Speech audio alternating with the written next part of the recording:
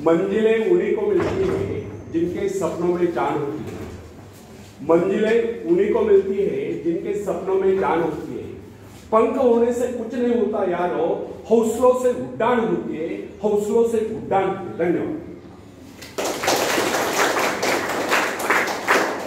तो फ्रेंड्स, यदि आपके मन में संकीर्णता है, डाउटफुलनेस है, तो आपके विचार भी संकीर्ण होंगे। संकीर्णता के कारण ही मानसिक रूढ़िवादिता को प्रोत्साहन मिलता है। संकीर्ण विचारों वाला व्यक्ति अपने आप को इस संसार से निकालकर अंदर कुएं में कहीं रुक जाता है। उसका जीवन, उसके जीवन का ध्येय तथा अन्य गतिविधियां संकीर्ण घेरों में बंद कर रह जाती है। कोल्हू के बैल की तरह आंखों पर पट्टी बांधकर निरंतर चलते रहने पर भी वो वैसे के वैसा ही रहता है।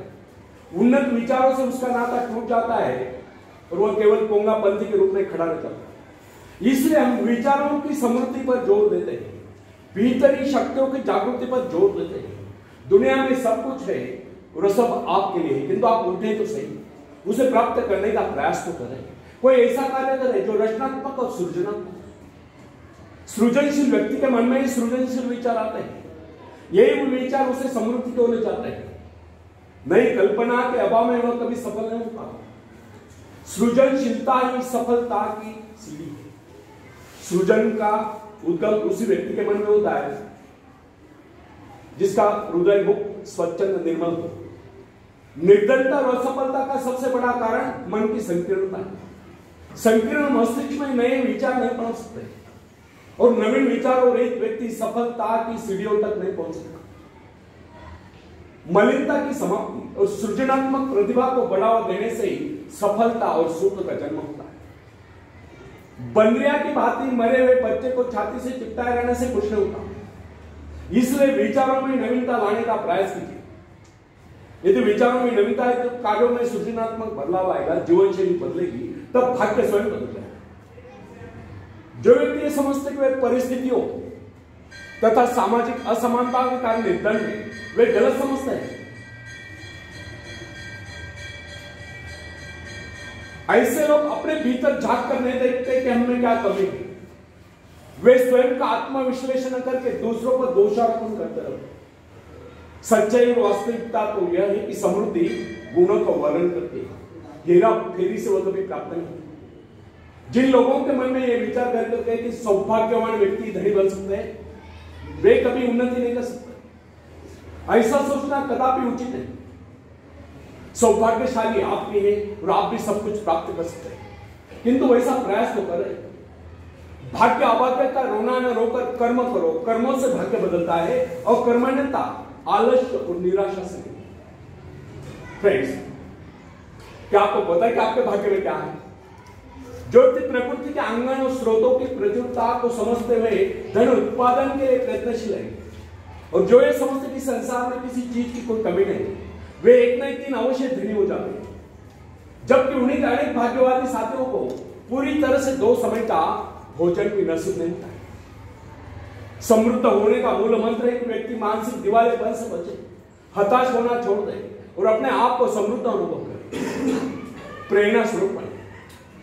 यहां मैं एक ऐसे व्यक्ति का जिक्र अवश्य करना चाहूंगा जिसके मन में कई लेश मात्र भी किस बात के लिए अविश्वास है। उसने अपने जीवन में अच्छे बुरे अनेक प्रकार के उतार चढ़ाव देखे, परंतु उसे अभी तक संसार की प्रत्येक वस्तु में विशिष्ट रुचि है। उससे बातचीत के समय आप उसके व्यक्तित्व से अवश्य प्रभावित होते। वह किसी भी वस्तु को साधारण नहीं समझता। जीवन की छोटी छोटी बातें तथा इर्द गिर्द बिखरी हुई सामान्य और नगण्य सी वस्तु में उसके लिए कुछ न कुछ महत्व रखती है। वो अपना छोटे से छोटा काम भी बड़े मनोरूप से करता है। ऐसा प्रतीत होता है कि उसके सभी कार्य और कर्तव्यशीलता के उदाहरण।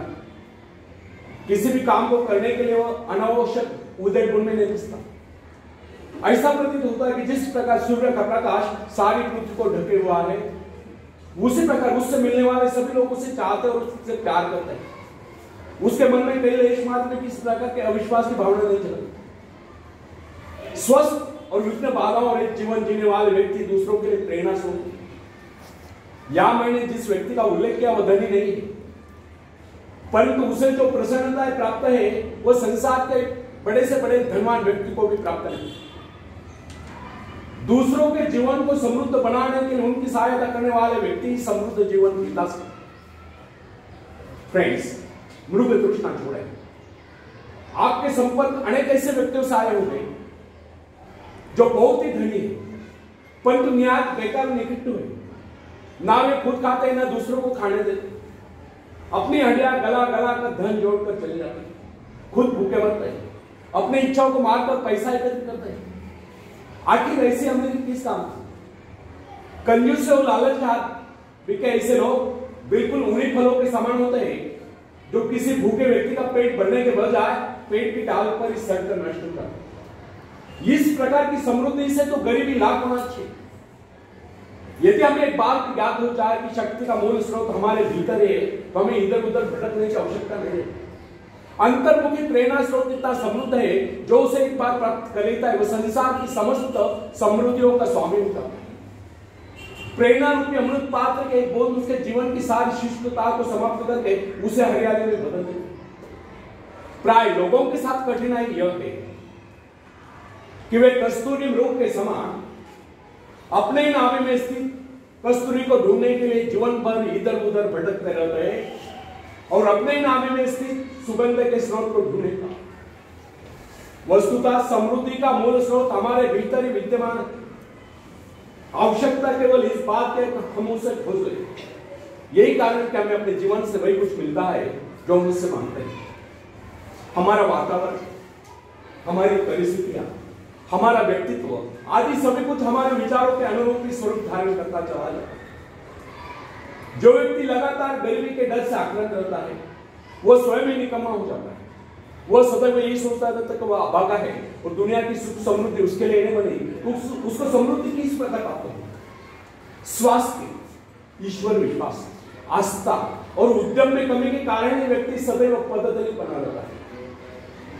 जो व्यक्ति समझते कि समृद्धि हमारा जन्मसिद्ध अधिकार है और इसे प्राप्त करने के लिए किए गए प्रयास कभी निष्फल नहीं होता, समृद्धि एक न एक दिन अवश्य उनके कदम चुकती है। आवश्यकता केवल इस बात की है कि हम सही ढंग से सोचें।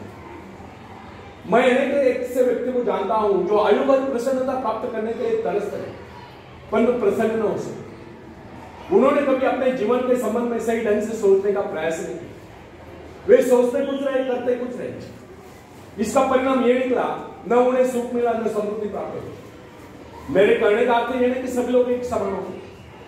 निश्चय कुछ लोग जन्म से हंसमुख उदार होते, जबकि अन्य लोग जन्म से चिड़चिड़े, कायर, क्रोधी, लोभी और कमजोर होते। इतने पर भी अपने व्यक्तित्व का निर्माण व्यक्ति स्वयं कर सकता है। सहृदयता एक ऐसा सद्गुण है जो व्यक्तित्व के छोटे मोटे अवगुणों को ढाक देता है। फ्रेंड्स, उठो, कर्म करो, पाओ। स्वयं को हीन भावना से मुक्त कीजिए और ईश्वर को भली भांति जान लीजिए कि प्रकृति के भंडार अनंत। ईश्वर हम सबकी देखभाल करता है। उस सृष्टि के निर्माता के पास किसी चीज की कोई कमी नहीं। हम उसकी संतान हैं, उसकी सारी संपत्ति हमारी। हमारा जन्म इसलिए हुआ है कि हम अपने जीवन को गौरवशाली करें। मनुष्य इस सृष्टि का श्रेष्ठतम प्राणी, उसका कर्तव्य है कि अपनी पार्श्विक शक्तियों पर विजय प्राप्त करके उनका रूपांतरण सृजनात्मक, निर्माणात्मक, रचनात्मक शक्तियों में करे और इन शक्तियों का प्रयोग मानव जीवन के विकास में करे। इन विनाशकारी तत्वों का सही ढंग से नियंत्रण होने पर ही संसार से गरीबी और भूखमरी समाप्त हो सकती। सृष्टि निरंतर विकास की ओर अग्रसर है। वो विकास की योजनाओं पर चल रही है। काम करने वाला या कभी भूखा नहीं रहता। फिर सुकर्म करने वाले व्यक्ति को कमी किस बात की? समृद्धि आपके व्यक्तित्व की देन है। भाग्य अभाग्य से उसका कोई लेन देन नहीं। अपने व्यक्तित्व को सुधार के सफलता, सुख, समृद्धि, खुशियां स्वयं चलकर आपके पास आएगी और आप कामयाबी के शिखर पर हैं।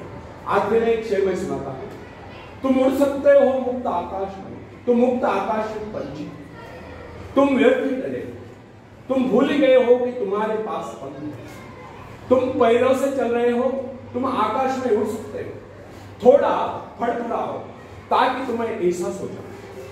ध्यान से भरोसा पैदा करने के लिए तुमने कुछ खोया नहीं, तुम सिर्फ भूले हो कि अपने पास पंख है, अपने पास पंख है। धन्यवाद।